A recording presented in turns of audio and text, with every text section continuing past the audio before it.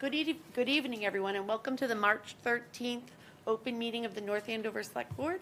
I'd like to call this meeting to order at 7:01 p.m. and ask that you stand with me for the Pledge of Allegiance. I pledge allegiance to the flag of the United States of America and to the republic for which it stands, one nation, under God, indivisible, with liberty and justice for all.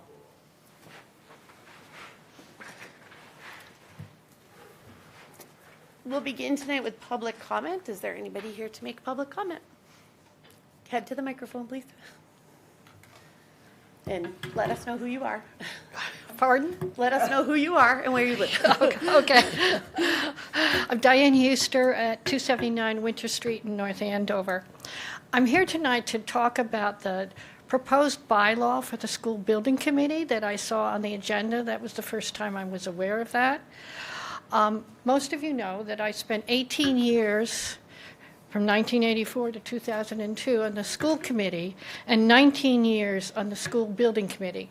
That school building committee was a standing committee of the school committee. It met every year for those 18 years, and believe it or not, from 86 on, we were always trying to build a school or figure out what our population was, et cetera, and design a school. And we built 4 schools on time, on budget: Thompson School, Sargent School, middle school, and the high school. For 90 years, the school building committee has been appointed by the school committee, 3 members, and 4 members by the moderator, for a total of 7 members. During these years, I already told you about the school, the on time and on budget. The school committee, the school building committee, hired a project manager who worked in the interest of the town, not the contractor and not the architect. That was very different in those years. The manager worked for the town under the school committee's auspices. The SBA was so impressed with North Andover's results that they started to require all SBA projects in the state to hire their own project managers. The school, that high school, came in 6 months early and under budget. Enough under budget, they were able to build Hayes Stadium and all those fields. That was not in the original project. The contractor for that high school was the same contractor for Andover High and Gloucester. Andover High and Gloucester ended up suing that contractor for millions and millions of dollars. We kept him on time and on budget. I personally went to another town to advise them on how we handled our projects and what they could do better. So my question is, why are we changing and reducing and limiting the authority of a duly elected school committee, which has Mass General Law's authority over the schools and their buildings? Excuse me. The SBA requires by Mass General Laws that at least one member of the school committee has to be a member of the school building committee. At that time, there were 3 of us. What is the reason for treating non-SBA projects differently? If the SBA requires it, that the town should also require it. It's a good practice. No matter how small they are part of a school building. The school committee is responsible for taxpayer dollars for schools. They should be held accountable by participating in all SBC committees and retain appointing authority as past president on that committee. At a minimum, the SBA statute of every SBC at least have one member of the school committee be a member of the school building committee. should be added to this new bylaw by statute in it so that there is always, no question, no debate, a school committee member on every school building committee. Changing the appointing authority of the school committee and reducing their participation in school building projects and their power, and the power of parents and students, because that's what you're doing. Is this what you're trying to do? Take away school committee authority when successful, previous, on time, on budget schools have been built? We were a model for the state, and at the time we were a model for the town, because at the time, no town projects came in on time or on budget. I see Rosemary nodding her head. She remembers that. Oh, I remember it very well. I was on Right. the finance committee at the time for a good portion Yeah, of that. that's probably why you ran, yes. I kind of got drafted, So- but anyways. I ask you, I know that the warrant closes tonight, so I ask you to, at a minimum, put that change in. I really would like the fact that the school committee retain their authority over the school building committee and have that appointment power of three members without having to have that subject to other votes. So, thank you. I'd just like to correct you on one thing, though. I believe sometimes we came in under budget, not on budget, but. Well, over yes, the budget. high school was, yes, they were under budget. I remember having, we have another, $100,000 still in the budget, and we need to what's left in that school. It sometimes took us a couple of years after it opened to fill it all out. And there was a lot of prep work ahead of time, so they were off and running very quickly, and I think that's what helped with the time. Oh, yes, as they well. were always finished in the spring, the teachers moved in, there was, Yeah. I don't remember any, I'm so glad you remember all that. Oh, no, I remember it well because it was an achievement, especially as you pointed out, not to point fingers, but others nearby communities, maybe one to the south a little bit, they had trouble with their buildings and Yeah. not with the great success that we had. And it wasn't just the schools, it actually was also actively involved in other buildings that we needed. We do a good job with that, we do. We still do. Yes, So. right. So, at a minimum, that one change. At a maximum, I'd like the school committee to be able to appoint the 3 members that they've always appointed. And- Thank you. Okay. Thank you for your comments. Any other public comment? Come on up.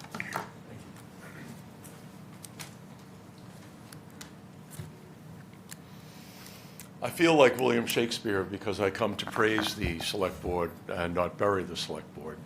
Well, My we're name is grateful Mark for the DeSalvo. buried part. Not at all.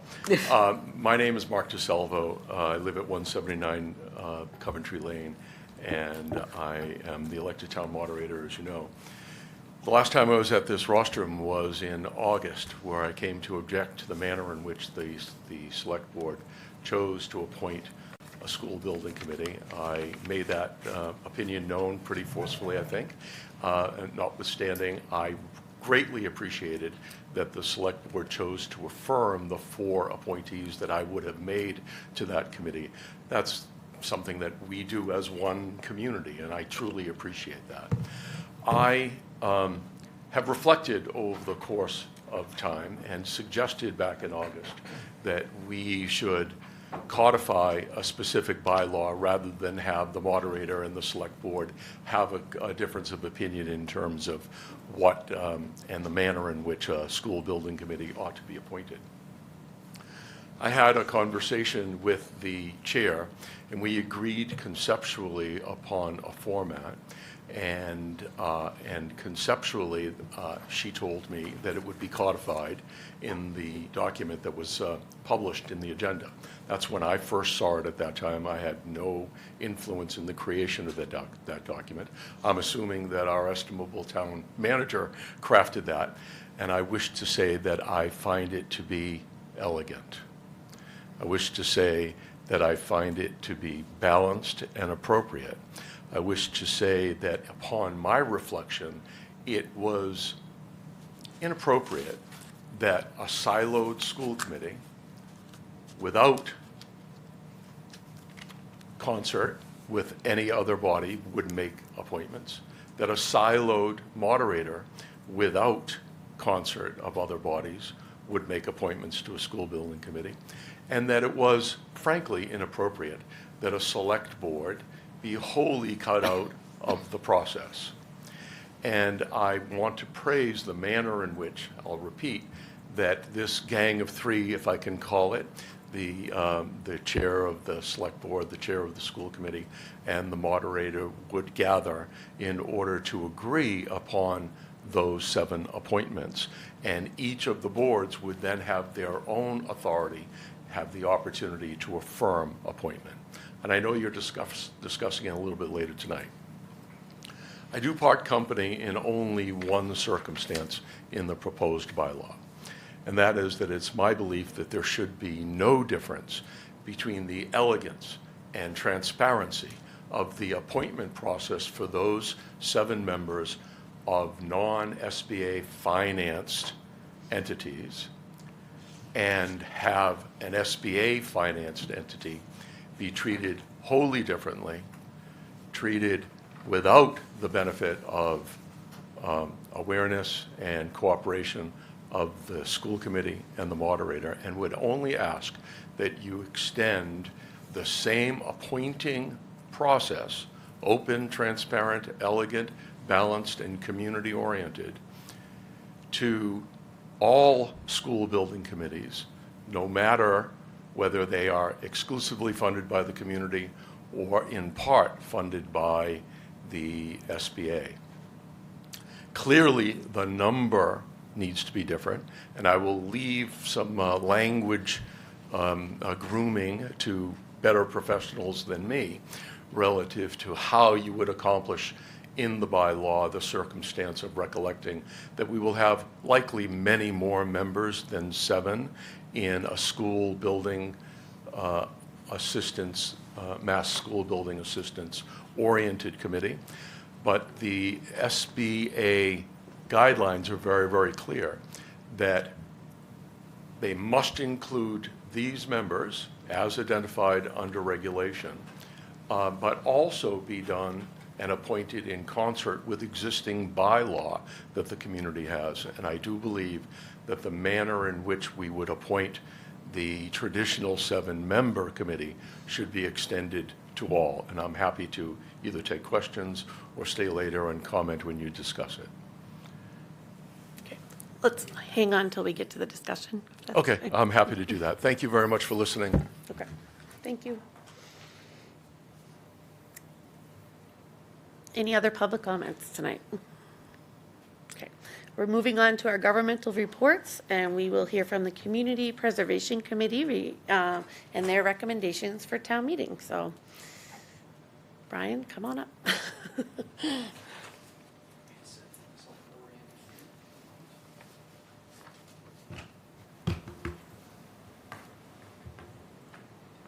Lori, did you make it in the meeting packet, or? You're good, I was late with it. I appreciate that.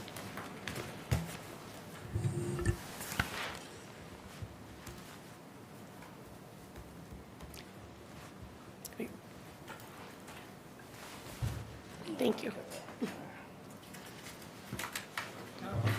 Thank you, thank you. Oh, sorry. You guys don't want to turn around? I appreciate it. Yeah. That's Okay. for the ones in the middle. Thank you, Melissa. Good evening. My name is Brian Roach. I live at 200 Coachman's Lane, and I am the chair of the Community Preservation Committee. I'm here this evening to present the results of our recent deliberations regarding this year's applications for fiscal year 2024. I'm happy to run through this, take questions as we go, or wait to the end, whatever the chair deems appropriate. So I'll play along either way. So first, I'd like to just call out our current members here. You can see our current membership. Many of these names are certainly familiar to the folks in this room. And I do like to call special attention to the fact that more than half of our body is appointed by other bodies, meaning that the folks on our committee already have other obligations, in addition to their work and private lives and probably several other committees within town. So I know I can show up each month at our meeting and look to my right and look to my left, and I know who's going to be there because they're there dedicated every month to put in the work on behalf of the taxpayers. So I'm very grateful for that.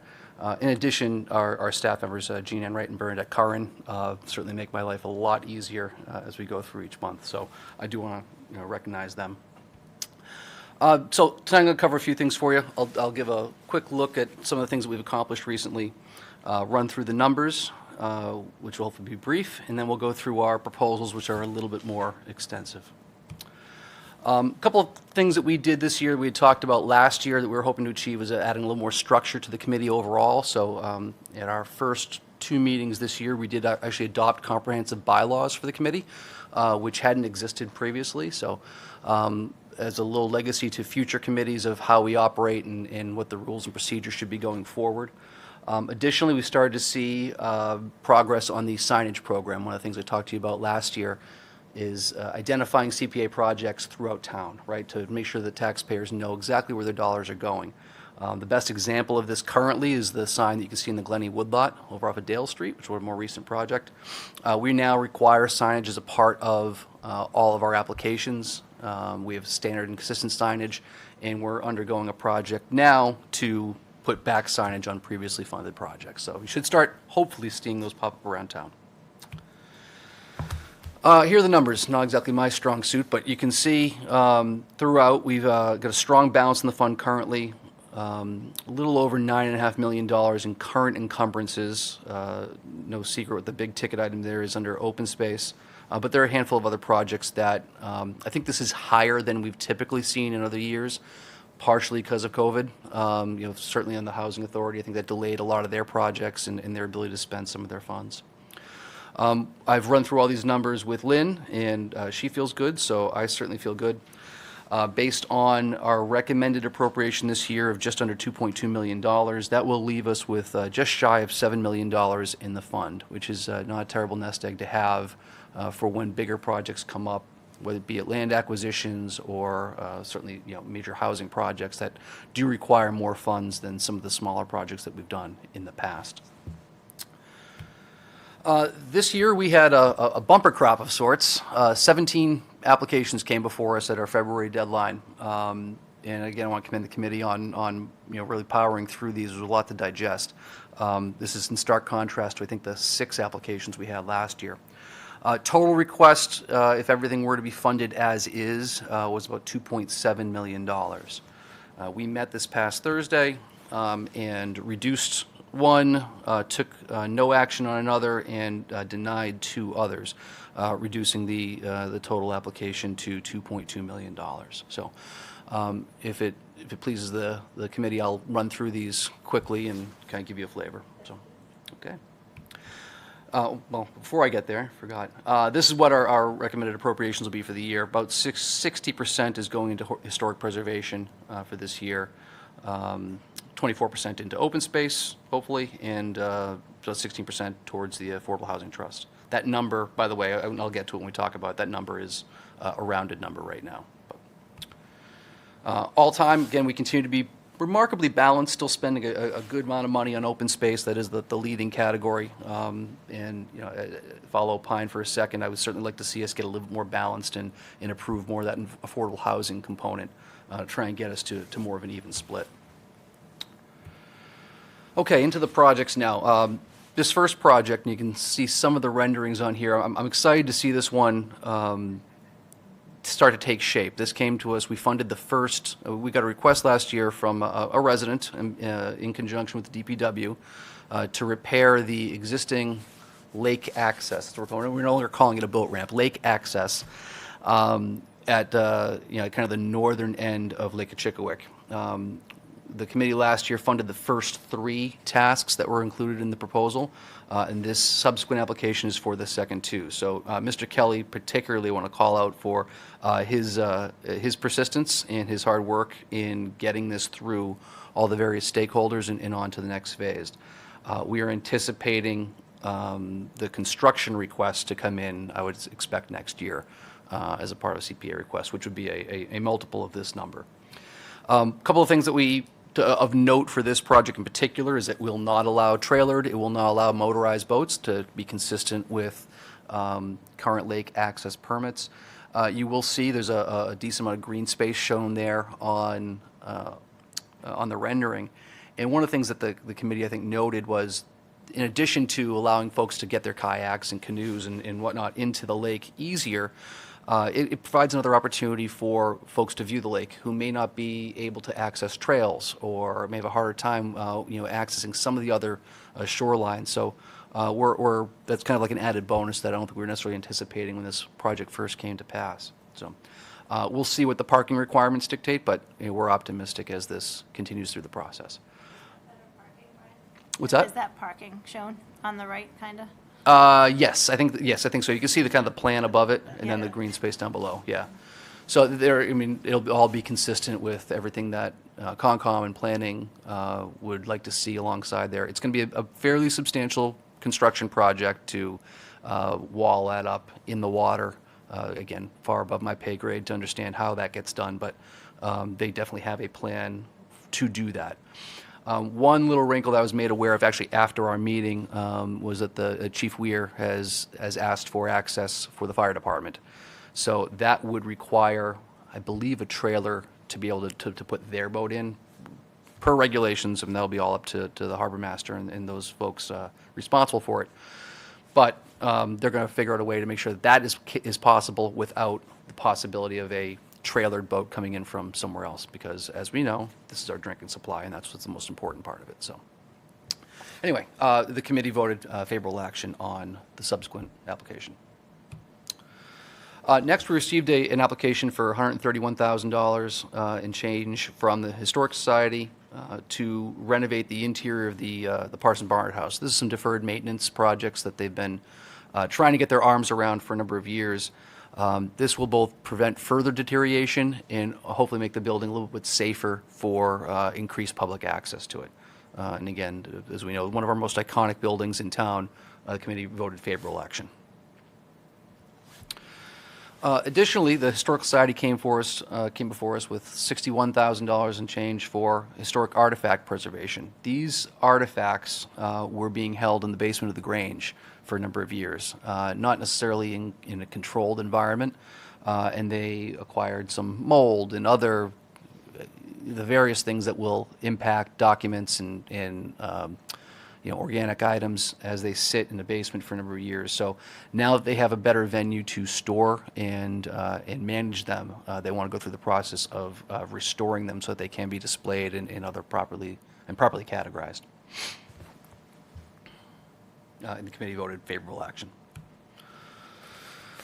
The Historic Preservation Master Plan came to us from the Community and Economic Development Department in the amount of $30,500. And this is a comprehensive plan to address all of the town's historic resources, policies, procedures, committees, anything that has to do with historic preservation efforts throughout town.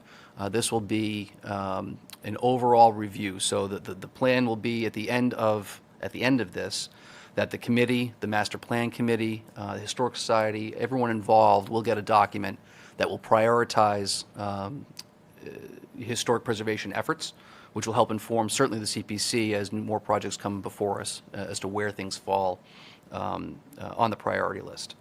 This is consistent with the master plan recommendations and a strategy point from that.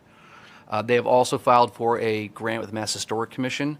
It's not quite a 50-50 split because they've been advised that the Historic Commission is a little bit stingy in their grants right now, so the CPC would be funding more than half of that overall project. And the CPC voted favorable action. The trustees of reservations came to us this year for $60,000, $59,600 for the restoration of the historic landscape mural located in the second floor ballroom. A lot of folks probably have never seen this mural because that area has been largely closed off for a number of years. And we probably have a little bit more homework to do on some of this as we've been doing some discussions. And I should note, just make a point, I'm going to be meeting with town council hopefully in the coming days just to address applicability on any of these applications, just to make sure we're buttoned up. It shouldn't be an issue with most anything, but some we're gonna discuss. The goal here would be to restore these murals so that we can open access to this portion of the building.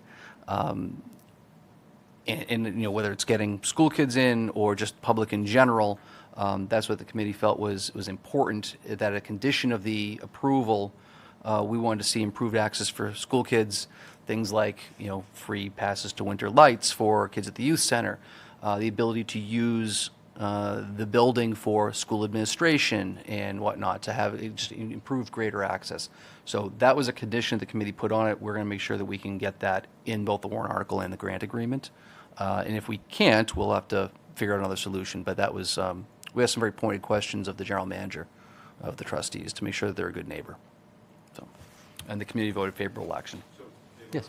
favorable action based on those stipulations, or? Correct, based on those being- stipulations, yes. Being approved? Yes, if the general manager said, wish we could help you, but not much we can do, I can't say how it would have happened, but I think it would have But probably those are gone still differently. not 100% agreed to yet. Will they be quantified? I mean, because they often say It's they're hard. going to do things. It's hard, right? So we had 3 asks specifically that we put to them in writing. The first was a program to get elementary school students through the building on a regular basis, like whether it's called every 4th grade year, you go to visit the Stevens School Estate. And the response from the trustees was, yes, they've actually already hired an education director to do exactly that, to have outreach to the community, to have that level of interaction with the schools. So they've already started to take some steps in that direction. We've asked to have school administration meetings there or other workshops in the space, and the response was they're already doing some of that, and they would like to do more. And having this building complete and this room open would allow them to do more along those lines. And lastly was, of course, access, improved access to their signature events, namely the winter lights. That was kind of the biggest ask of the youth center. It's not cheap, and you've got a lot of kids who really can't afford to go, who would love to be able to enjoy that. And again, from the general manager, he said we're doing some of that and would love to do more, and would love to work with Rick Gorman on that. So how we memorialize that exactly is a little bit tricky, and we want to make sure that we can do that, because it is really, really important as a part of it, because it doesn't check a lot of boxes otherwise, right? It's an interior renovation, it's not a town-owned asset, and we certainly...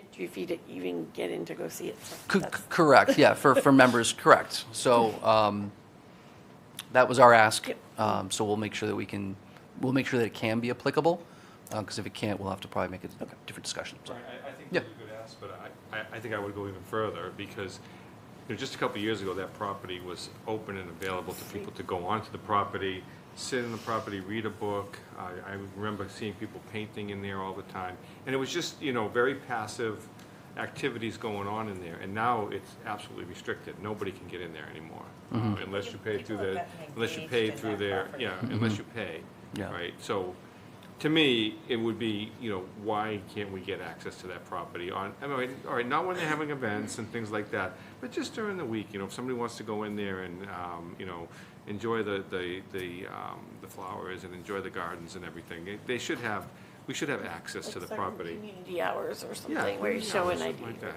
I think that's a fair suggestion, and probably something that's easier to define, right? If you do that, so let me investigate what our options are for stipulating that. But I think it's certainly a fair condition. Yeah, thank So. you. Okay. Good idea. Next up was the trustees of the Stevens Library came to us for the next phase, or I guess supplemental funding for a previously funded project to renovate and restore the stairs on the north side of the building. This, if you recall, what we had funded previously was a study to essentially demolish the existing stairs, fill in everything, that little causeway that's underneath it, and then rebuild them new. Part of the challenge they've had is obviously construction costs have skyrocketed in the interim. They've had trouble getting bidders and getting contractors. So in our back and forth discussion with the trustees of the library, part of the feeling was, well, do contractors even look at this and say, I'm not going to bother bidding, you don't have enough money, allocated in your budget. So based on discussions that they've had with the folks who do this kind of work, this was the best number they could come up with as a good estimate to what they think would be sufficient, in addition to what they've already been funded, to complete this project. They may not get bidders. And if they don't get bidders, maybe they'll go to an RFQ process and have to come back more and go to Plan B. But right now, that's the biggest challenge we had. So we definitely want to continue this project and see it get completed. So we recommended favorable action for them to take those next steps in this project.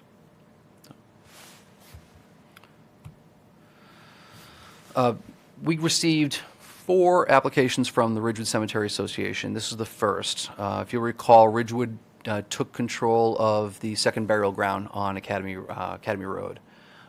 They've since done an extensive amount of work and due diligence, and I think they've discovered it's a little bit more expensive than they previously thought. To restore both that area as well as the footings. They've been doing a lot of ground penetrating radar studies, and they've found fractures of headstones and whatnot that are, they kind of fall over and they get thatched over, and then they get forgotten, and the thatch builds up, and all of a sudden they're 6-8 inches below the ground. And not necessarily entire headstones, but portion pieces of them and whatnot. They've discovered footstones, right? If you're familiar with those, sometimes it was just at the foot of a grave, where maybe it just has the initials. They found a whole bunch of them piled in one corner, where they don't know why. Speculation was it just made it easier to mow for whoever was taking care of it. So they've done a tremendous amount of due diligence, and they want to restore, continue their restoration efforts. And $225,000 is the estimate that they have for getting that done. They have also gone and gotten a $15,000 grant from the Mass Historic Commission, but there were some restrictions to it in that it was specific to graves of Revolutionary War soldiers, of which I believe they found 8 so far within that burial ground. Eventually, the plan would be to get maintenance costs under the overall Ridgewood budget, but unlike Ridgewood, second burial ground has no other means of income, right? So to get it up to where it needs to be so that they're in a maintenance phase, they need this level of funding. So the committee recommended favorable action on this one. Next, we received an initial application of about $36,000 for the preservation of historical records at Ridgewood. They have subsequently reduced that amount to $25,000 with the idea of electronically preserving the genealogical records that they have within their possession. I will say this is one that I'm going to discuss with Town Council just to ensure that it is eligible for CPA funding. I received some clarifying language today on historical records specifically, that they need to be of historic significance to the town and deemed as such. So just want to get that clarification for that. This was a previously funded project through CPC, and this is a continuation of that project. So the committee recommended favorable action. Next, from Ridgewood Cemetery Association, they came in with a proposal of $305,000 for renovation or preservation of the historic barn at 419 Johnson Street. For those of you who may not be aware, in Johnson Street, there's about a 5-acre parcel that's kind of tucked back. You almost can't see it from the road. That's nestled in amongst the subdivision. And Ridgewood acquired this outright at the end of last year for whatever purposes they may need, but I think they're thinking decades ahead for future expansion of the cemetery when they run out. But that's going to be well down the road. More immediate uses is there is a house on the property, and they view it as an opportunity to house their superintendent, to make it more attractive to keep their superintendent on. And as an ancillary part, they discovered they have a historic barn on the property, which was deemed of historic significance by the Historic Society. The initial request was for, I think, much more extensive renovation work. We actually asked them to pare it down a little bit more to focus strictly on what's going to preserve the structure now so we could better understand use in the future. There are some holes in the roof. There's some rotted shoring up and down the structure. So we got down to $205,000 to just preserve the structure in place so we could figure out what the longer-term use of this. One of the thoughts that RCA has is that this may be a good opportunity for them to store all their equipment, which would prevent the need from having to build a new structure at Ridgewood itself, which would be obviously dramatically more expensive than a few $100,000. So CPC would like to see future public access to the building. That's one of the things that's kind of left unanswered is we're going to pay for it. It's nice to have it. It's nice aesthetic, but would like to be able to view it. We need to understand how that squares with it if it's equipment storage. But for now, we wanted to save the building and make sure we got a historic preservation restriction on that. So committee voted favorable action for the reduced amount of $205,000. Significance of the barn is? Other than it's really old, no. We did not get a further determination from the Historic Commission. So I think there's more work they need to do to further understand its significance and its history. And you may not know the answer to this, but does the 419 Johnson Street must tie into their existing property somehow? It's not adjacent. Not adjacent. So it's on the other side of Johnson Street for it. I could pull up an aerial for it if you'd like. okay. But okay. If you're ever driving down that way, you can, there's a driveway you'd almost just miss if you didn't know it. And it's kind of back behind a number of subdivisions. So, there's a good ancillary benefit. We're fortunate that they bought it. It won't be developed, right? It will not be, subdivided. It could be fields at some point. There's a number of things that it could be because certainly the cemetery is not going to need it for a number of years. So. The last application from Ridgewood was the restoration of a boundary wall in the southeast portion of the property. One of the things that I learned and Tim learned as we were going through this process is that the walls throughout Ridgewood and in other places, other historic walls, are subject to theft quite a bit. I was not necessarily aware of that. Late at night, I don't want to disparage landscapers, but folks pull up with their trucks, fill up stone, and as Mr. Pellich, the president of the RCA board, said, you can see them throughout subdivisions all over the Merrimack Valley because stones are expensive. So over the years, they've been whittled down to almost their base at this point. So this project would seek to restore them to be consistent with other walls throughout the cemetery, and that's the amount of $275,000. The committee did vote favorable action after lengthy discussion. We want to make sure that this is a true restoration of an existing boundary wall, not a recreation, which would not be eligible. And we discussed other potential boundary options and whatnot, but I think one of the comments that they get quite a bit is making sure there's a consistent look throughout the cemetery, and they've done such a nice job on a number of the walls, the ones along Salem Street and elsewhere throughout the cemetery. They want to carry that look throughout the rest of the cemetery. Would these be gravestones, or would you try to make it more permanent, or would that disqualify it if you tried to make it more permanent by? I don't know that the intent would be, we asked that question, like how do you prevent these just from ending up in the next subdivision, right? In mortar is the biggest answer to that. So the more that you can mortar them in, like they've done on the walls on Salem Street, which that in and of itself doesn't make it ineligible. But It I think makes that it practical. it makes it really difficult to yank a stone out, chisel the mortar off, and then try and use it somewhere else. And they do. I mean, their superintendent does a good amount of work to monitor it, right? To have security in place that you just keep people from stealing. But it's a big place, and it's not always easy to do. It's a sad fact that I was never really aware of before. It seems like the work to do that would be far away just going buying stones, right? Just go to go New out there Hampshire. and, Stones are they're really expensive apparently. So, but yeah, especially certainly the natural, field stones, right? That smooth look. But anyway, in an effort to preserve that portion of the cemetery, that was the feeling of the committee. So. Next, the town manager's office came to us for $150,000, and I'm not going to call it emergency funding, but immediate need funding to stabilize the structure known as the Stevens Estate Stables, carriage house, I've heard it referred to as both, This would allow us time to get the building safe and to figure out what the longer-term use of it is. Bit of a no-brainer for the committee on that one to vote in favor. Potential future uses certainly will be public, whether it's for the schools or Mass Audubon, whatever it may be. The intent is that this will be a public use space. I think right now it's simply storing excess school equipment for the time being. So I'm not sure where that will go once we figure out a new solution, but it's a problem for another day. So the committee voted favorable action. He was taking that picture. I was wondering why someone was taking a picture of Oh, it. did you see me? Well, we could have done a selfie together. I'm sorry.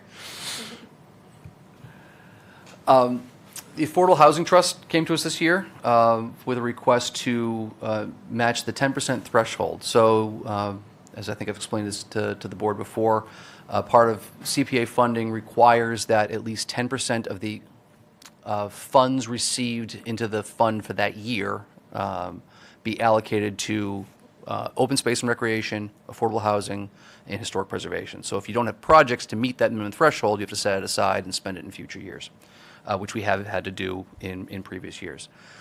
This year, Affordable Housing Trust came to us and said, hey, you're our only source of funds outside of the inclusionary zoning bylaw, and the Affordable Housing Trust has a lot more flexibility to spend money on affordable housing projects throughout the year rather than waiting every year for town meetings. So the 10% number, I had a $200,000 placeholder in there. I don't know the exact number. I don't know if we know the exact number yet. Until we get the match. Right, until we get the state match. So it could be as much as $250,000 based on previous years' funding.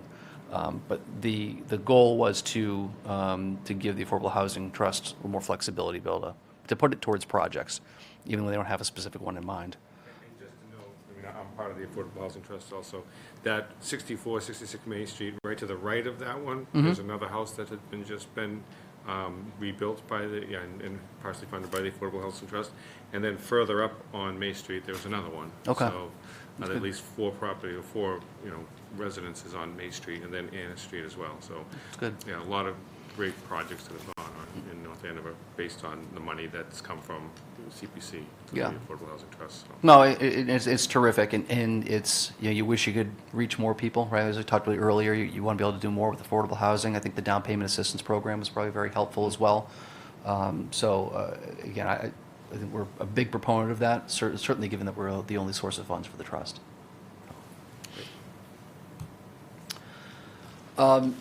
Next, we received an application from Planning and Conservation for a parcel on Bradford Street, which is currently being marketed for sale. This parcel, as you can see there in the image, sits amongst already existing CPC protected lands, Mazarenko Farm and Carter Hill. So there, without discussing too much of the negotiations, they have made an offer to the property. To the seller, and this is the appraised amount that was received, which is the maximum we can pay. So we've funded this to hopefully give town meeting approval to allow Greenbelt and the planning department to do what they need to do to acquire this parcel. I can't recall if Greenbelt will hold the restriction and will hold the title, or if it's the other way around. Correct, Melissa? Thank you. Yeah. But again, another no-brainer for the committee. And that joins those two other adjacent pieces of property. Correct. Yeah, it'll kind of plug that gap on those. So I knew you were going to ask me that. The second I saw it, I realized I didn't put it on there. I believe it was 5.8 acres. A good chunk of it is wetland, as I think you can see there in that image. So the remaining projects did not move forward, but I do, typically every year address at least what came before us and what some of the rationale was. We received an application from Black Swan Realty Trust for a survey of the dam at Sutton Pond and the subsequent dams further upstream. Again, private owner owns the dam and the adjacent spillway, as well as an adjacent commercial building, and this is, for those of you, I'm not even sure if I'm qualified to say this is where the Dizzy Bridge was. They ran across Sutton Pond. I haven't been here long enough to call it that, but I think you can see it in the image, the piles there. The old railway easement would cross this particular body of water. The applicant, I think, was hopeful that this would in some way tie into the rail trail project, but that is a little too far down the road at this time. But additionally, they've got some challenges with the Office of Dam Safety, that the dam needs to be, is dam is rated in poor condition, as I think a number of dams of this age are. And they were seeking help from the Community Preservation Committee to maintain the dam and buy some more time with the Office of Dam Safety in order to maintain the water level there. The committee did not take action on this application at this time. A lot of unanswered questions still with it, but what the final project would be, that was really, I think, the biggest challenge for the committee at that time. So. The dam stays as is and no repairs are done to it. What happens to Sutton Pond?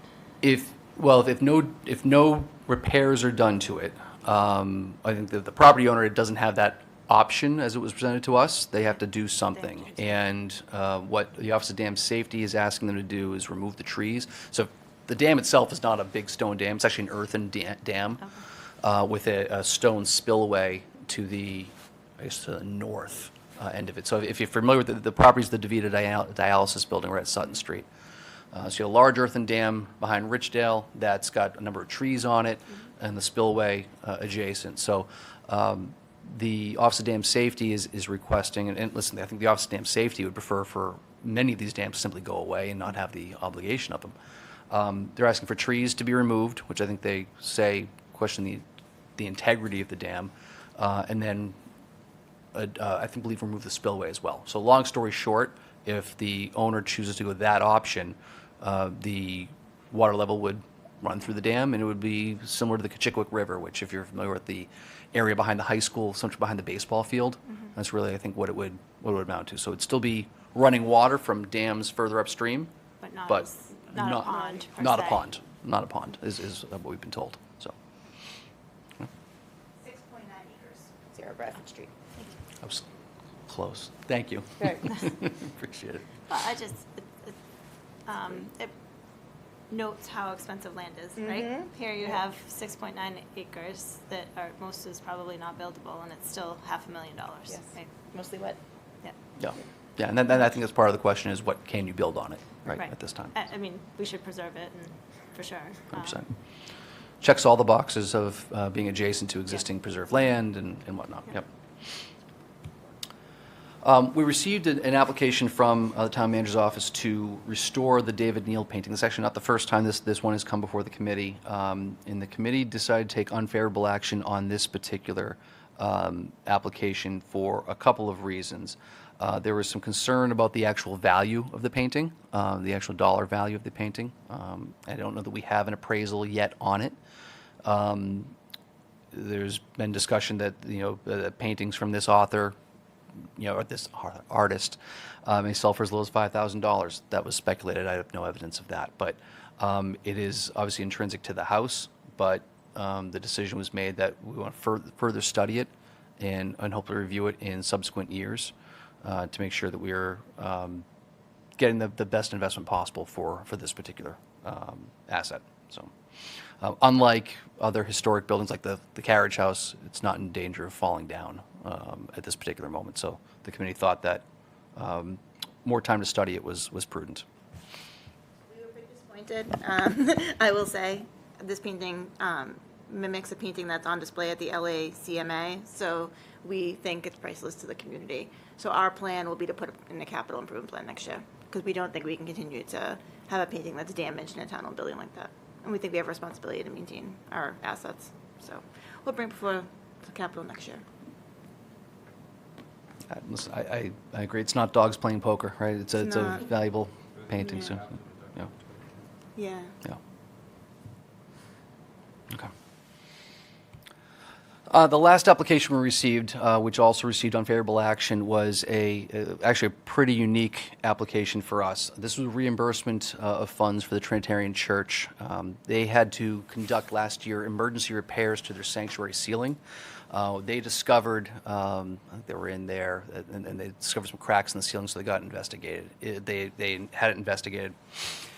And if everyone's familiar with a plaster and lathe ceiling, right, it's in these old nails, very heavy, and they'd all pulled apart from the joists. And a similar church in Ipswich actually did have their ceiling collapse. Thankfully, no one was injured, but they were in jeopardy of this happening. Had that happened here, the church likely would have had to sell to cover their costs.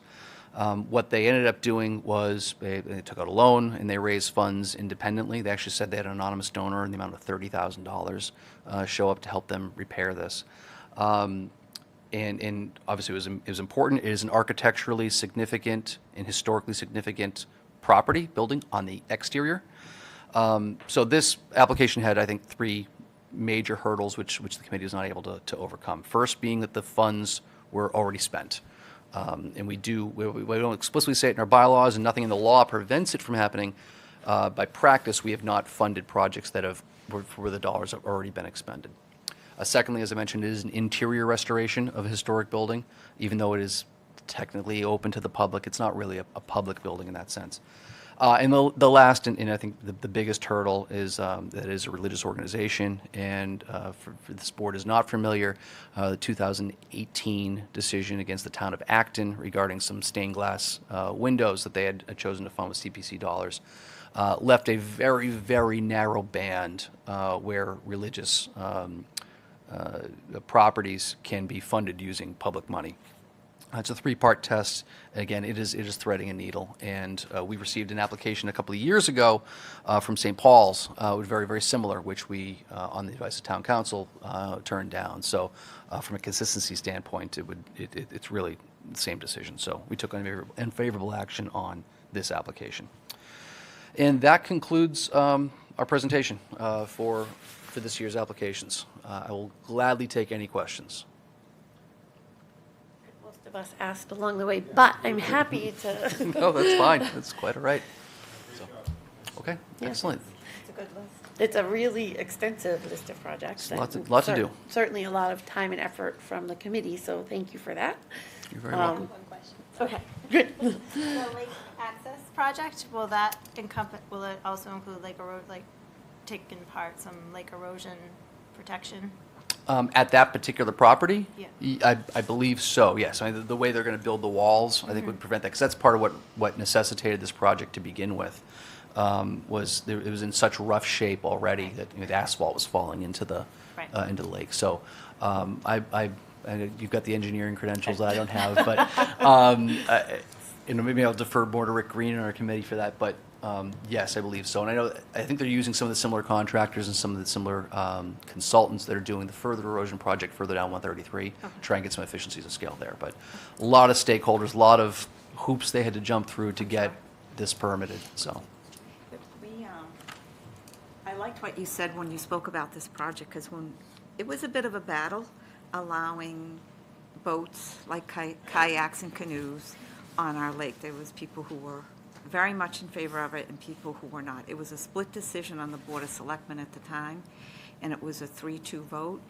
And we chose, and I was a yes vote, because I felt as though,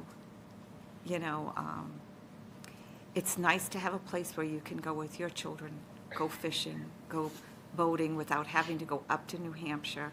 And I felt as though it's because people who were using it, town residents, they would be stewards to the lake. And I think we have found that to be true. They go in, they pick up the trash, they do all kinds of things. But I think it's been a very successful decision, and it's great to see that we continue to expand on it. And the other thing that I wanted to comment on, and I actually put my paper aside, is this is really you've really got a blue ribbon committee. Oh. And I say that with all sincerity. When I look at those names, all of them have such great talents in so many different ways, and they all really love the town. So it's a great committee. So thank you, all of you, for all your hard work. Appreciate that. Thank you very much. Yeah. Okay. If there's nothing else? Thank you, Brian. Thank you.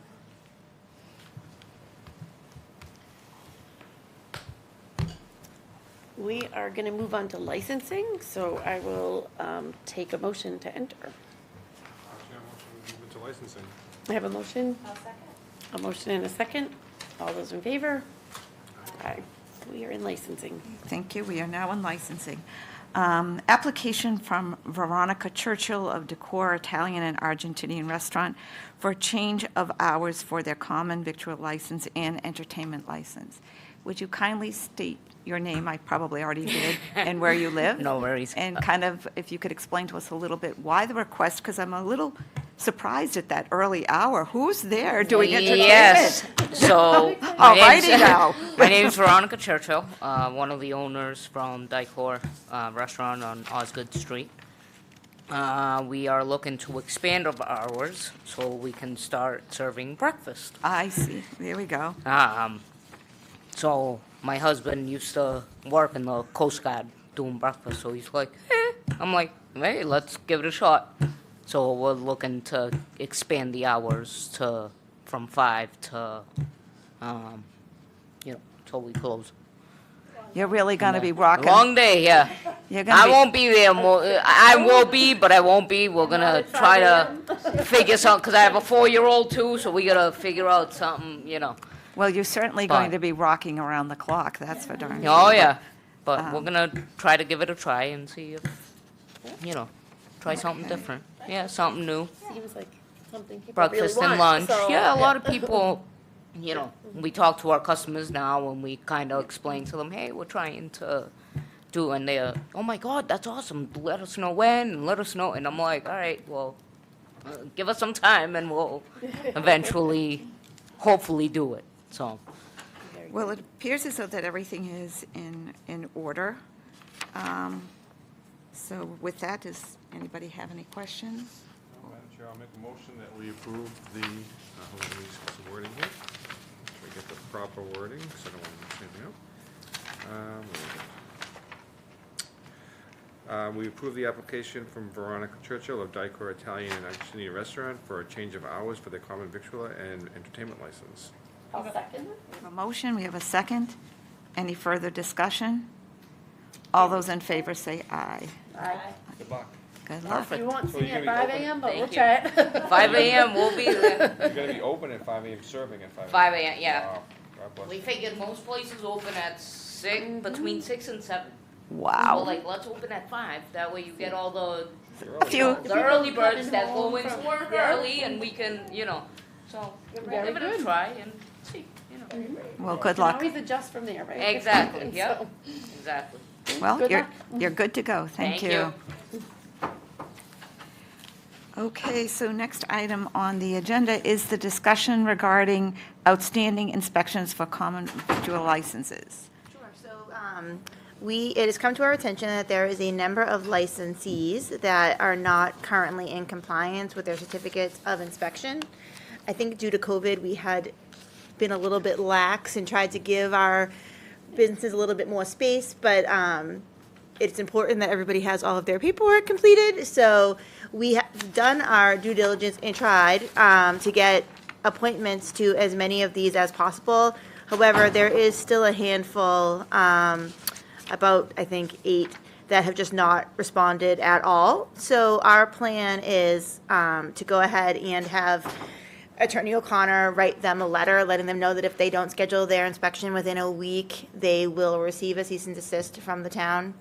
I know that seems like a hard line, but a lot of these are pretty well expired, and we've made numerous attempts to communicate with them, and they just have not answered.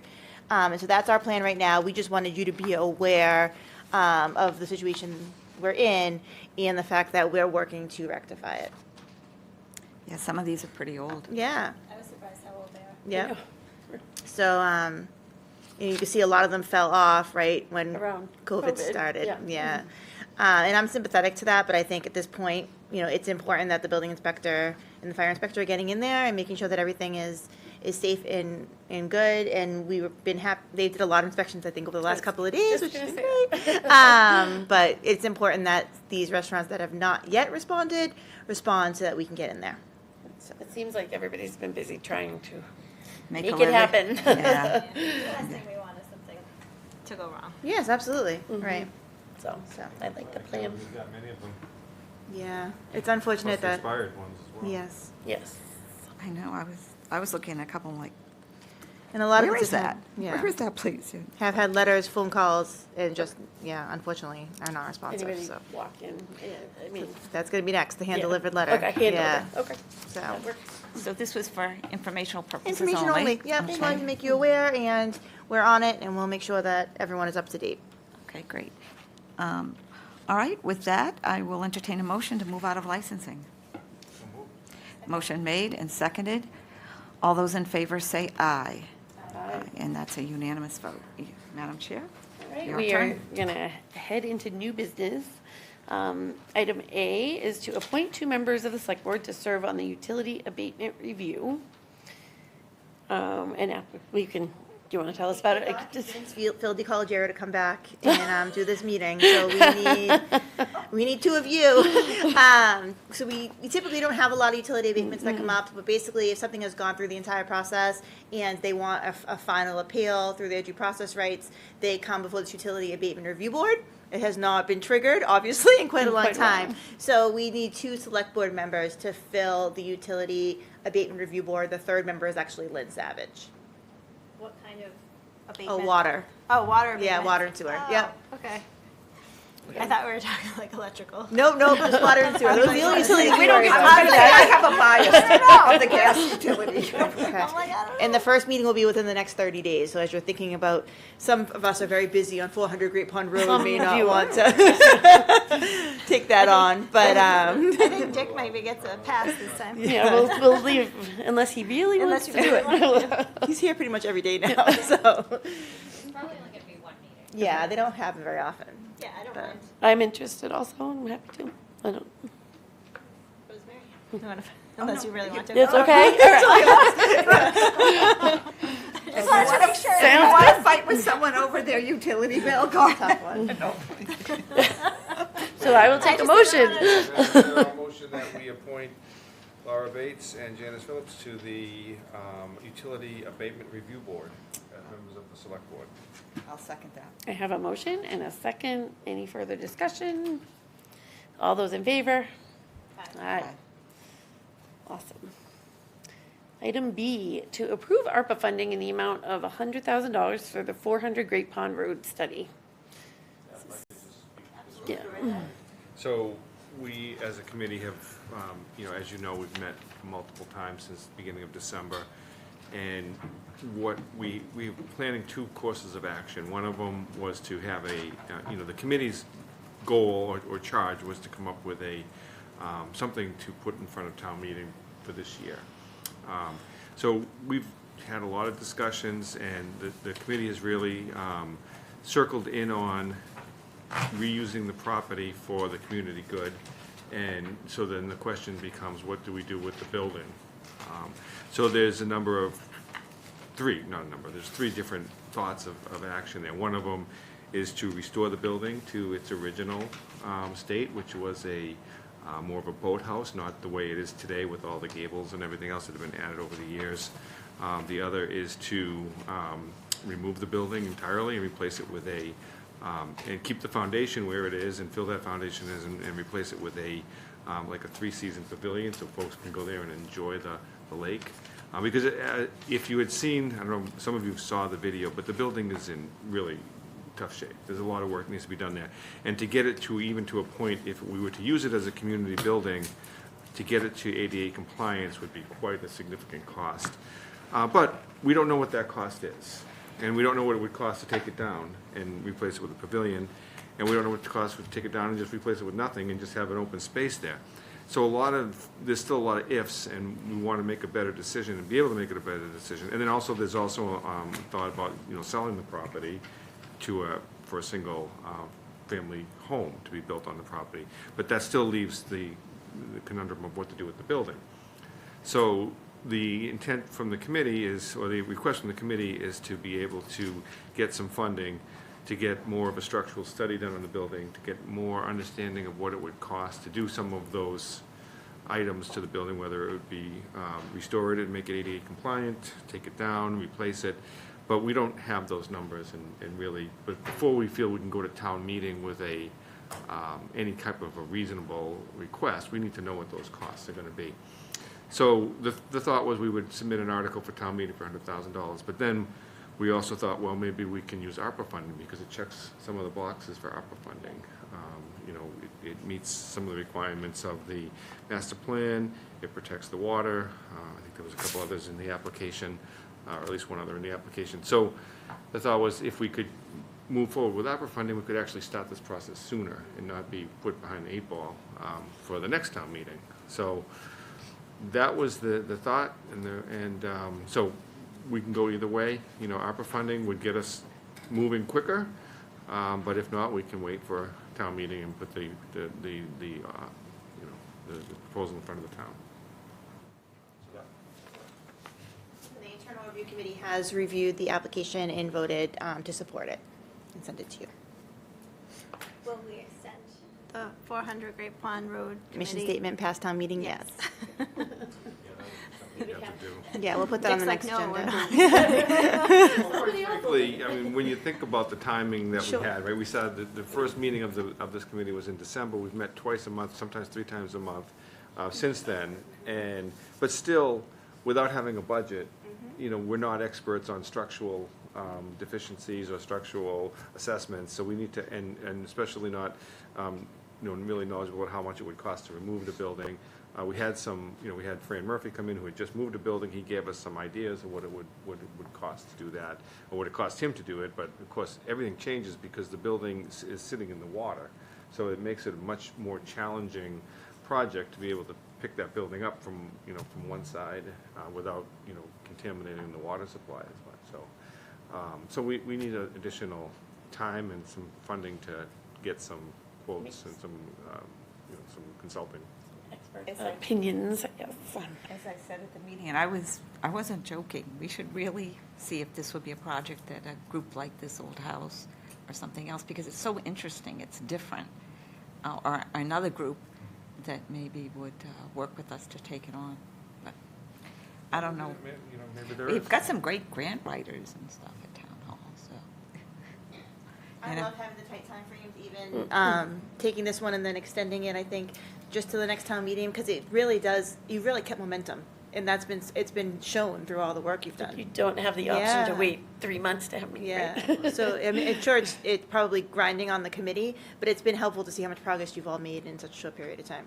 And people have come, you know, 360 or 180 degrees on their thoughts. People who came in there, nope, this building's staying, we're going to do, you know, we're going to preserve it. And then after really diving into the building and looking at it with a more critical eye and going through there with the camera and say, wow, there's a lot of work that needs to be done here. And there's, you know, there are supports in the basement that are crumbling that were used to support the floors upstairs. And we don't really know why. A lot of them were right centered around the fireplace and the chimney. So there's things that still need to be understood about the structural integrity of the building that we don't quite have a handle on that yet. You know what's a really important point, though, Selectman Valencourt, is that, and I think people at home need to know, is that one thing the committee and Steve Foster have accomplished is that they've remediated any Yes. immediate danger. So we have that time available to us now because they've remediated that Right. danger immediately. Right, so the oil tank has been removed, and it's been replaced with an external tank that is not in jeopardy to the lake. Any chemicals have been removed from the basement, so it really has been remediated. All of those issues have been taken out of the factors, out of the risk factors. So it's sitting there, it's winterized, it's, you know, we're paying, we do have ongoing costs for the building because we still have to pay, we still have to heat it, we still have to provide security, we still have to go check it.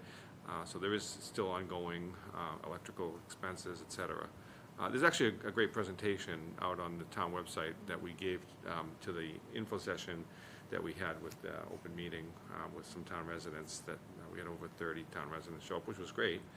But there is a good presentation out there that highlights a lot of those things that have been done already. Is the video on there too? The walkthrough? I'm not sure, I don't think the video is on it, but I think we could make it available. Yeah, I'm that's sure nice. That was it nice could to be on see. cam. I think it's on cam. Yeah, it's probably on cam. That's fine. We can make it Yeah. available if it's not, but we can also share it.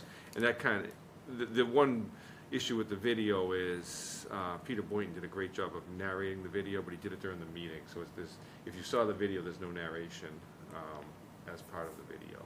He did it live and in person. I mean, I should make them record it. Well, you could always watch the movie, watch the recording of the Of movie, that, yeah. of the meeting, and he's got he did the narration at that point. So that was the thought, was that maybe ARPA funding, we could use this and get started a little quicker than waiting for July 1st on these, for getting the assessments done. Because we think it's gonna take some time to do it. Just one more point. If we do vote, or if you do vote to approve this tonight, we will remove this article from town meeting. So it will be withdrawn tonight, just so everyone knows that. It will not appear again at town meeting. Yeah. I mean, it's really, you guys have, it's been a truly collaborative and community effort, and I am always a fan of that. So I thank you all. We have a fair amount of ARPA funding still available to us, and it seems like variety compared, it's a little different than some of the other things we've seen, so I'm certainly in I bet you favor. it's the only one in the state. I like and the ARPA funding was kind of my idea, I threw that out there, and I think people grabbed onto it. I like the ARPA funding idea, but I also like the idea that we did commit to town meeting to come back at this upcoming town meeting with some type of an article. So that's where I'm a little torn between the two, because one of them, we can get started a lot earlier if we get approval. The other one, we want that transparency too. So maybe we can still use a little bit of town meeting if the moderator gives us a little leeway to update the folks on what is happening. I think I can get in contact with the town moderator. He might be able to ask him a question. And maybe give a quick update on what's going on with 400 Great Pond Road, because I think we owe that to the town meeting. If we can mention it during the capital improvement plan presentation. Oh, that's a good idea. And just say that this will be coming forward at the next town meeting as part of the capital improvement plan. Because we've been able to make this progress. Yes. Great, yeah, that's a perfect solution. Yeah, I think, when we bought the property, we didn't fund anything. You guys have been working on a shoestring budget. On zero On a budget. zero budget. Just your own goodwill. So I think to And really make experience. an informed decision, we need some info back from the experts. I think Jeannie can pay for the cookies at the, Oh, geez. at the public meeting. We'll So, have to make sure that doesn't happen. Well, I'll take a motion if I would move that the select board approve ARPA funding in the amount of $100,000 for 400 Great Pond Road study. I have a motion. I'll second. I have a motion and a second. Any further discussion? All those in favor? Aye. Madam Chair, can I just remind everyone that we do have an ARPA website, on our website, that shows you everything we've spent, what we have attributed to date, and what's still available. Thank you very much. Okay, item C is a discussion regarding the school building committee warrant article. So I think we've had some comments, so we kind of understand the article, but I'm happy to have Town Manager Rodriguez explain it in a nutshell, or I'm happy to also. I can just go over a little bit of background if you'd like. So if you remember correctly, what feels like a million years ago, but it was in July, we did receive an opinion from KP Law stating that the way we had previously been appointing our school building committee was in question due to basically the way that original article was drafted and the fact that we had had a charter change since then that gave that authority to appoint all boards to the select board unless the board was specifically given to someone else in the charter. And so we had at that time come up with kind of a compromise on how we were going to appoint the school building committee for the middle school. Selectwoman Phillips, I don't know what I was gonna call you. Yeah, I don't too good after 8 o'clock, we all know this. Selectwoman Phillips asked me to draft this article for your consideration tonight. We did, because the warrant has closed, it closed at 4:30, we did submit this article on the select board's behalf. However, when you go to accept your articles, if this is not an article we want to bring forward, we always could pull it back.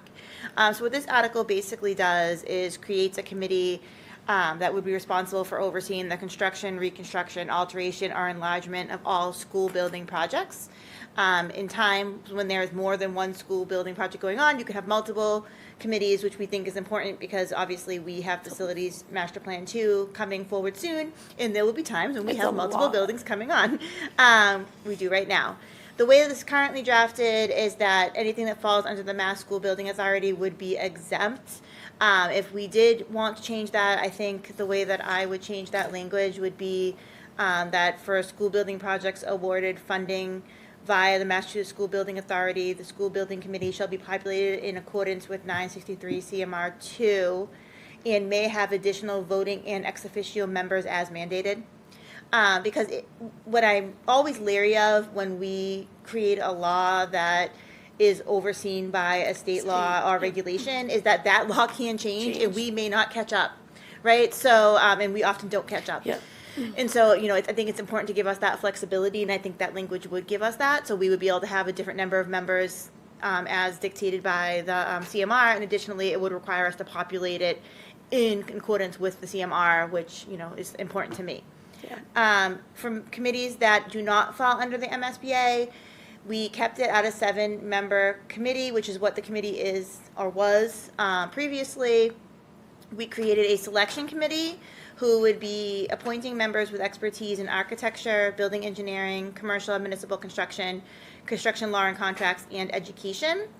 The terms would be the entire term of the project. So basically what you don't want to have is people kind of coming in and out if you can avoid that. So they basically would serve for the length of the project.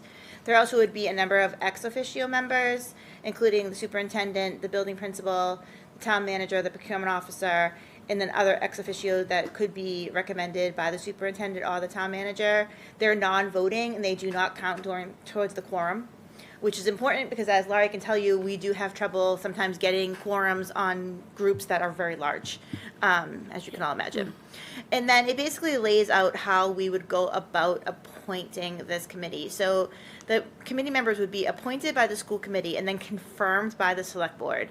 It's kind of a little bit like my department head appointments, right? I pick a department head and then I bring them before you for appointment. It would be similar to that in that mechanism. We would have an advertisement. The advertisement would have to be published for 2 weeks. People would bring forward their applications, including information about their credentials and experience, to the town manager's office, just like all of the committees that we have now. All the interviews would be conducted in an open meeting, and it would be the chair of the select board or his or her designee, the chair of the school committee or his or her designee, and the town moderator. You would need a unanimous vote of those 3 parties to move an applicant forward. A recommended applicant would then go to the school committee first for recommendation, and then confirmation by the select board secondarily, and those would both be by a majority vote. If someone did not get a majority vote at the school committee, they would not be brought forward to the select board. The final appointment, again, would be majority vote by the select board. And that's the whole thing.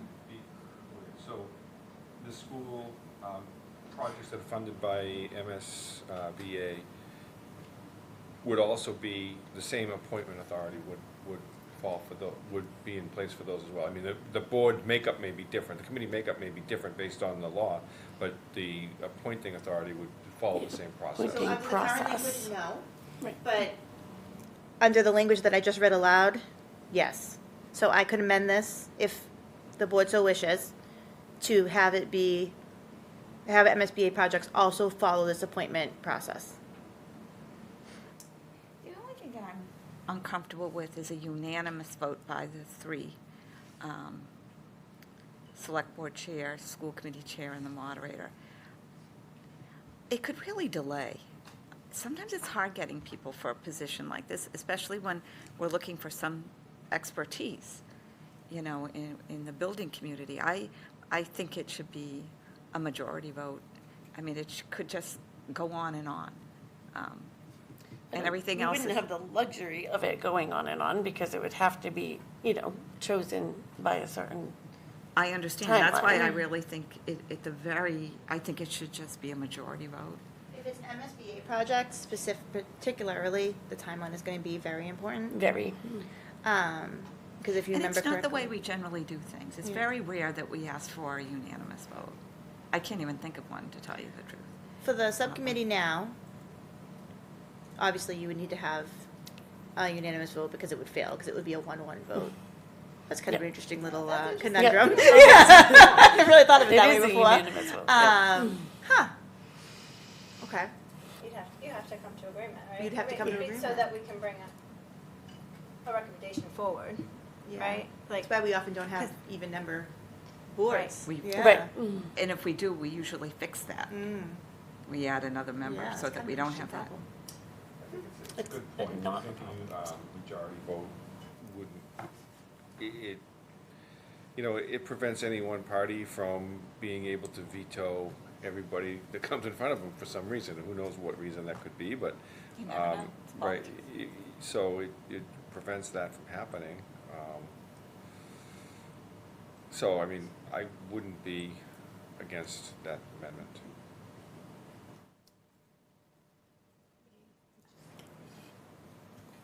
Mr. Moderator, would you like to comment? I believe that unanimity. Just come to the microphone, we won't be able to hear you at home. We don't want everyone to miss it.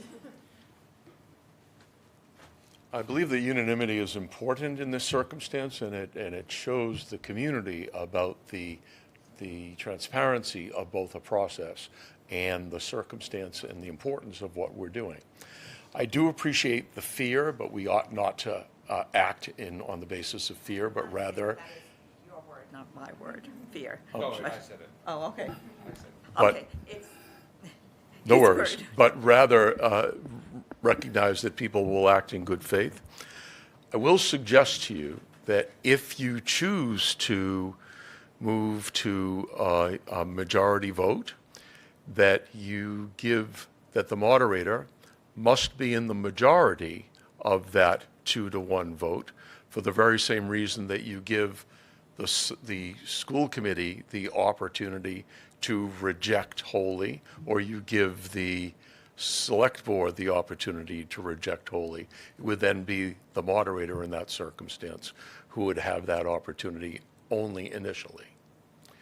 So while I don't support the notion of a majority vote, that if you do move to a majority vote, that the moderator should have the same level of authority institutionally that the select board and the school committee has to reject any one member. I think there's a fairness to that, and there's an equity to that as well.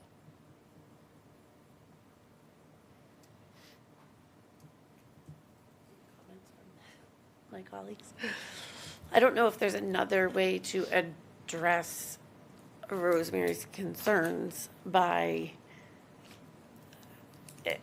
putting like a plan B if they can't come to an agreement. Like, does that get too complicated? You know, like if, It's the way we do everything when we vote, for the most part. Except, but not Melissa's right, appointments. except like Dick and I have to agree Not right. to appointments, bring an right? appointment forward for any volunteers to the select board, and then you could reject it. You know, yeah, no, of course you can. Actually, I formed that committee years ago, so that we all could be separate and not have to have meetings all the time. I did, and we worked pretty well. If I might, just whiteboarding this for a moment. If you don't concur, let's assume that you require unanimity, and unanimity is not given, then you could default to majority, providing the moderator that is on the majority side of a specific vote as an option. And then third, if in fact there were, let's pick a number, 3 attempts to appoint, and it fails by 2-to-1 vote with the moderator being in the minority, then it could revert to a new appointment process in that sense. That you only get X number of opportunities to move somebody forward. But I think it's important to recognize that we are talking about 3 co-equal institutions: town meeting, the select board, and the school committee, and all should have that in effect veto authority. And the only opportunity for that to happen is for the moderator representing town meeting is in that subcommittee itself. Town meeting can represent themselves. I think that for you being the decision maker is somewhat troubling to me. Well, I'm not the decision maker. No, but how That's you why do- unanimity is important. I guess I don't see it quite the same way you do. Because No you keep different than the injecting chair, yourself than the into chair the of decision. the school committee or the chair of the select board. They represent They bring good faith, and they represent what they believe to be the best judgment on behalf of the institution that they are representing. And if they're wrong, then that board gets the opportunity to say, no, it's no different. It's total symmetry. In your opinion? In any philosophical form, it's total symmetry. So what if we did something like a majority vote will be required to move an applicant forward? The town moderator shall have the ability to veto 3 candidates per building committee from being moved forward to confirmation. Once again, you spoke too fast for me to understand. It is complicated. Try it again. So I know, I don't- Unanimous vote. It seems like Yeah. it's getting too complicated at that point. what I was recommending Yeah. is if we went to a majority vote, that there would be a certain number of vetoes allowed by the moderator. Which I think would accomplish the same thing as a unanimous vote at the end of the day. What's that one too? I don't know that what the board's opinion is relative to majority vote. I think we were ready early on to accept the town manager's recommendation in terms of language. And if you're not discomforted, then we don't need to have the conversation. Well, let's table that for 1 second and go Okay. back to the MSBA conversation, because to me, I just want to clarify what I'm doing with that. That's actually very important. Sure. So am I hearing that the board would like the MSBA projects to be included, but we want to have safeguards in place to make certain that the correct people are being appointed and the correct number of people? Okay. I fully concur. Based on their rules. Whatever the regulations might be by, So as long as we reference back to Mass General Law Yep. 200, So that it- will take precedence, The correct? 963 CMR People 2. with the correct skill sets. Yeah. We may have additional. As prescribed by that law. Yes. or any change in terms of regulation. I wholly concur.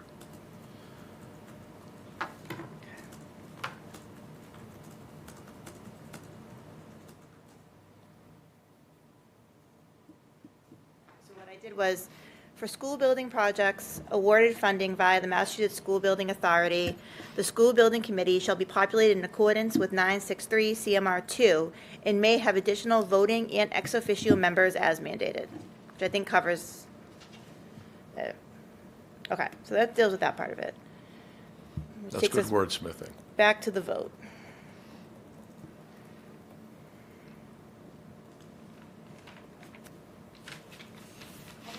With a board of 3, I think it just depends, like, it could be unfair to have only a majority vote, but, I think I could get behind a certain number of vetoes.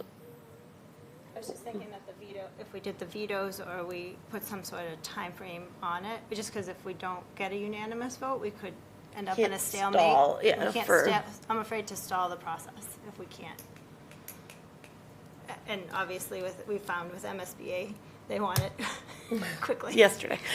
They want it yesterday. Reason for changing it? Do you think that the system we have in place?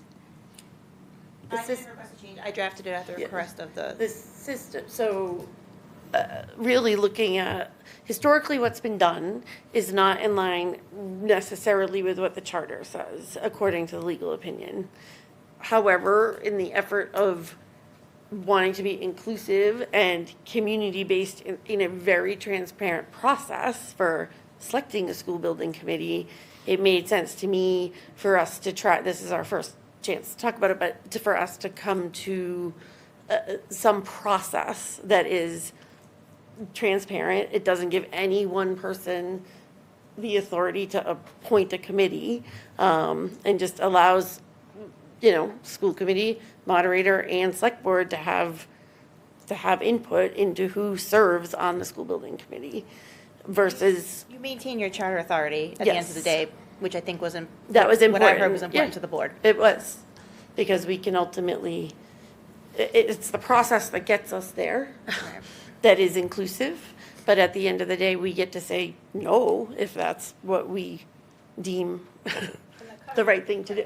And the current process leaves the school committee out of it. Yeah, yes. at all right now. And that's I not, don't know that that's right. I don't either. think that that's the right thing either. I don't disagree with that either. They certainly have a say. I mean, at the end of the day, even if you keep it as a unanimous vote of the three parties, no offense to the moderator, it still is going to come back to the select board. So if the select board is not happy with who the unanimous vote is, they're going to get to That's exactly vote right. it no. And it's going to go back again to, That's exactly correct. yeah.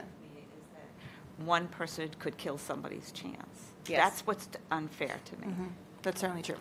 And in fact, and they did get the majority vote. Yeah. I mean, it could be said that even if it was a majority vote, two people could act against, I mean, there's all different dynamics that could happen, right? Two people could join forces to outvote somebody else's, I don't know. You just hope that certainly wouldn't happen. But it could, I That would guess. kill the unanimous anyway. Right, but then it's I guess it's the intent behind it is really the issue here, right? Like, in any of those situations, any way we do this, it assumes the positive intent of the people involved in the process. And I don't know what else we can do besides assume positive intent of the people in our community who are involved in these decisions, right? Like, I think it's unfair not to do that, and it makes sense that if we have to adjust, accordingly, we can at a future time, But either, I think one point of this conversation is that we have a little bit of time before the warrant goes to print. When do we go to print, Laurie? Gabe just gave Mark. You gave me an April 15th date. April Yes. 15th. April 16th, we go to print. So if we could get consensus from the board to leave the article on, there's no reason why at the next meeting, we couldn't continue to have work these out conversations and work out language, right? It doesn't- Sure. We don't have to have this answer tonight. The language would be on, and we could kind of continue to wordsmith. Maybe we come up, we can look at a few other Potential. communities, and say, oh, this is how they do it. That actually makes perfect sense. The only thing we're not decided on is whether it's unanimous or. Yes. or Yeah. or majority. And if it's majority. Or some other. What's Right. the makeup of how we decide, or what that majority is? How are we getting there? And I think the one thing Whether that we really need to hear from you tonight is that we want this on the warrant. And then when we meet on the 27th, this is a continuing conversation that we could have, and maybe we could find a way to come to some kind of consensus, whether it's the vetoes or whatever it is. So, Like I said, my only concern is that it gets stuck somewhere, that we're not moving anybody forward. I think the time frame is important. Yeah, I think the time frame is important, so maybe we build that in somewhere. Maybe we could build it. Yeah.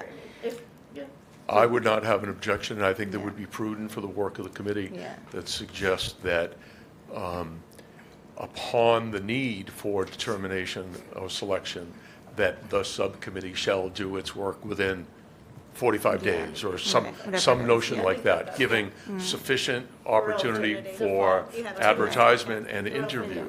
But you actually have to make a judgment. And if they don't make a judgment, then it defaults to the school committee and the select board. So let me draft a few different versions of that. But I think this article also takes into consideration Ms. Eustace's concern about having a member of the school committee on there, because if the chair of the school committee is the appointing authority, if they're not picking a member of the school, or their own school committee to be. Their judgment. That would be questionable why they wouldn't do that. At least one, maybe more, of their own school committee to be on that board, so. There may be a school committee member, or for that matter, a select board member that also fits some of the other required skills, and you want to take advantage of that. I would say that if you wished to limit the authority of the moderator, to say that the moderator may not be a member of that committee if you wish to. I would have no objection to that whatsoever, versus the other boards having the opportunity to be a member. That was kind of one of my questions too. In the bylaw, it reads that we're going to seek out people with engineering and Exactly. architectural experience, but we may not have somebody on the select board or the school committee that fits that. but they could still be. We That's do right. today. And no there's still moderator. room- There's still room for them to be appointed to, because seek out means these are the types of people we're gonna look for, not so much a specific mandate for the.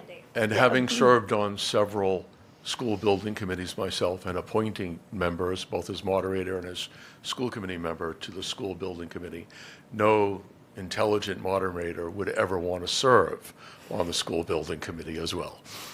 We try to be flexible with the expertise because Laurie and I talked about it. So say You just So don't you're know adding what a you're gym, gonna need. right? You're putting a gym on. Yes. Do you want somebody who has the experience in education, or would you rather have two PE people? You know what I mean? There's so Yes. so Yes. we didn't want to pigeonhole anybody into anything when Absolutely. yeah, That was the projects my- can just change. You You're just, building a new cafeteria, right? you need want- different right, expertise you do. depending on the Yeah. project, and we want to be able to make that. And there's, as I stated earlier, there's a very certain elegance to the creation of this, and I appreciate it a great deal. Did you want to speak? You need to come up to the Yeah, Diane. microphone, but yes. I have a question because I couldn't hear everything. I think I heard you say that you're going to have this apply to both an SBA and a, all right. So if that's true, the SBA requires a school committee member on it. So are you saying that for both committees? No, what we said basically was that there's a section of this that will state that it has to, if it's MSBA project, it has to comply with how MSBA wants the committee populated. So right now, MSBA requires 2 school committee members, but we don't want to draft that into the law in case MSBA changes their mind and at some point they want 3 school committee members. So we're going to leave that kind of vague so that we just follow the MSBA's laws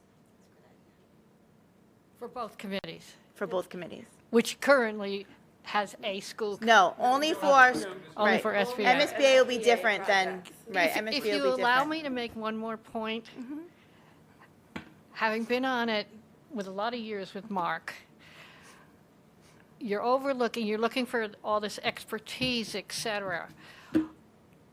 But a school building committee member, and we had several, but mostly I led the override campaigns, the message to the public for town meeting, et cetera, et cetera. And I knew nothing about building schools, okay? But I was the political person, and it is political.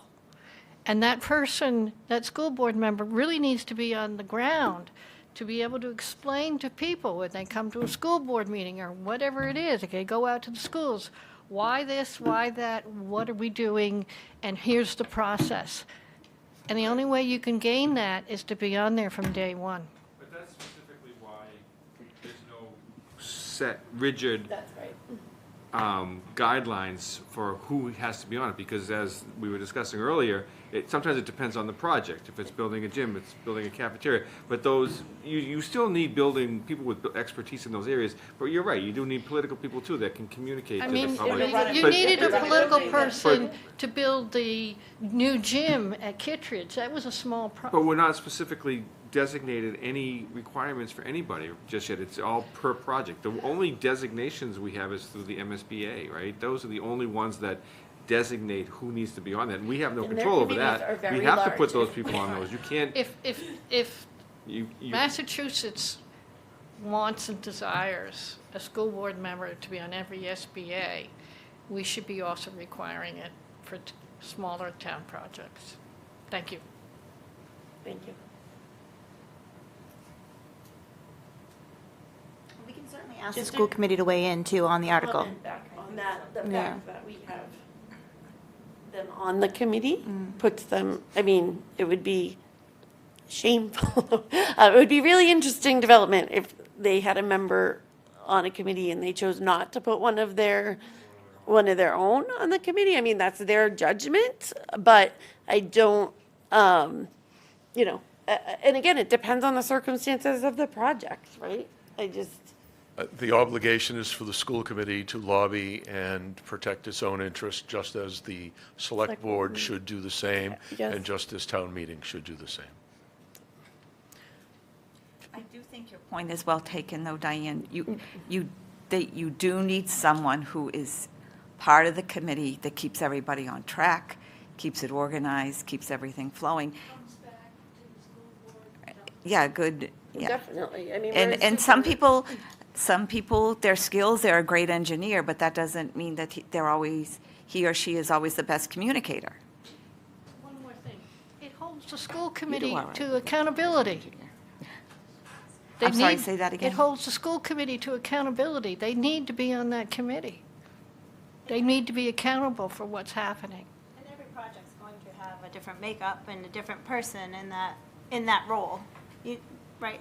You have to find somebody that is going to fill that That fits role the for role. each project. Oh, I said, we just It's need the- to find it's the somebody. the fans. The fans. Each committee is going to have that one person that's going to fill that role. And it would be a different. Would have a different school board member, and yes, extra nights. It's okay. I would hazard that the circumstance of 3 people who are all elected leaders, as that gang of 3, if you will be particularly cognizant of that and will recognize that we need to come to unanimity in order to assure that those communication skills and other community-oriented skills actually exist. And it sort of depends on the project, right? Yes. There'll be projects that require an override, and there'll be projects that happen within the levy limit. Exactly and, correct. You know, they have different political requirements as well. Very different. Yeah, we're not going to specify that a select board member has to be on there, but I'm going to 100% guarantee there is going to be one on there. Yes. You know. Which I is would actually suspect new that would for be the us. case. I mean, I'm sure that's the school an, committee is going to be the same way. that's a change for us, and that's an important change, I think, so, is that we have representation on these boards too, so. Okay, so just so I'm clear. Yes, I was Going just on gonna the say. warrant. Yes, Going I on think the we can warrant. agree that we want to put it on the. Okay, on and the we'll warrant. keep it as a discussion item for the 27th, and we'll continue. I'll Yep. put together some different versions of the Like appointment the fine- language. Yep, Yes, that would be okay. great, thank you. No problem. And then that will be printed on the warrant in the language that we wish, that we Yes, comply with. yes. And whatever we Okay. agree We'll make some upon. changes. I'd rather not have a different motion in the warrant or a different No. notice in the warrant and then look for a motion that needs to be amended. No. Okay, thank you for that courtesy, I appreciate it. And back to, yes, the 400 Great Pond Road Committee will have lots of leeway by the moderator, I promise you. You're very welcome. To give us an update. All right, so thank you for that discussion. Item D then is the vote to accept the town meeting warrant articles for the May 16th, 2023 town meeting and refer zoning articles to the planning board. The easiest thing we have to do when it comes to town meeting. So the warrant closed at 4:30. We have 37 articles. One just came off, though, so now we have 36 articles. No, we still have 36. Because we I'm just sorry. added one, That's too. right, I So- forgot. but All that right, so was we have already on there. 37 articles. What day is this? Where are we? We have 37 articles. We have 5 citizen petitions. We have a handful of zoning articles, 2, 4, 6, 7 zoning articles. Today, we just need to accept the warrant articles and then refer the zoning articles to the planning board for a public hearing. And then I'm sure at the next meeting, we will start our discussion of all of these articles. And we have a motion. Okay, I will take a motion taking, right? if, yeah, we have to make sure we read the motion correctly because it includes the land taking. So, We ready for this? yes. Move the select board accept the warrant articles and refer the zoning articles and the land taking for the recreation complex article to the planning board for recommendation. I have a motion. I'll second. I have a motion and a second. Any further discussion? Okay, all those in favor? All right, I guess we're off to the races with town meeting warrant. All right, next item is the approval of minutes. So the open session minutes of February 13th, 2023. Has everybody reviewed them? And any comments? Yes. So, not hearing anything, I will take a motion. Madam Chair, I'll make a motion that we approve the minutes from February 13th. I'm sorry, it was, February 13th. Yeah, you're right. Yep, I'll second. I have a motion and a second. Any further discussion? All those in favor? Aye. Item B, the open session minutes of January 27th, 2023. Has everybody had a chance to review them? That's where I get confused, because some say Sorry. February, some say January. February. That's correct, February 27th, 2023. I had one actually item on that. Under the public hearing for the cell tower, it actually said that we closed the public hearing, but we didn't close it. We Good pickup. suspended it or We continued it. continued it, to the yes. 27th. So. Okay. If you- Any, well, You want to table, yeah, why don't we do that? amended? Was that changed? yeah, yeah, we'll just, yeah, as amended. So, Madam Chair, I'll make a motion that we approve the minutes with the amendment as specified by the chair. Okay, I have a motion to approve the minutes as amended. I'll take a second. I'll second. I have a motion and a second. All those in favor? Aye. Aye. All right. Even got past Jillian, and she's really good. She is.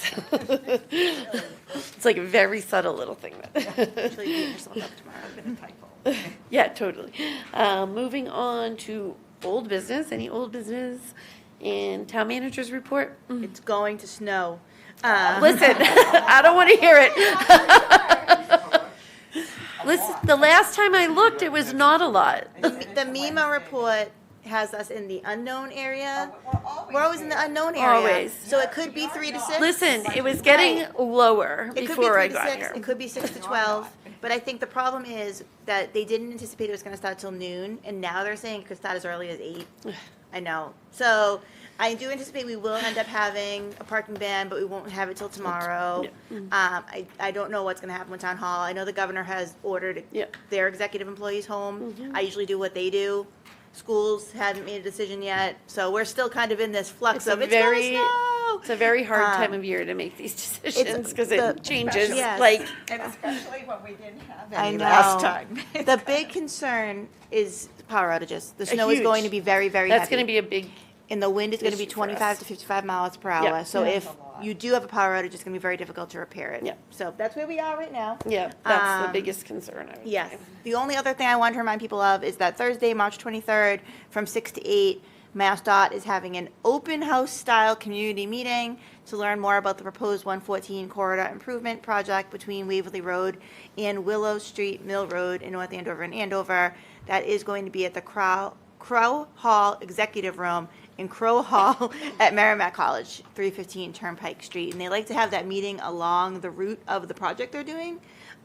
So we hope people will go. It's between 6 p.m. and 8 p.m. And again, it's a drop-in. So you could go at 7:55, you could go at 6:05. It's a drop-in to learn more about the project. All right. Any select board updates or comments? Best wishes with the upcoming storm. And yeah, nothing from anybody. All right. Our next meeting will be Monday, March 27th, right here at 7 p.m. And I will take a motion to adjourn. So moved. I have a motion and a second. All those in favor? Aye.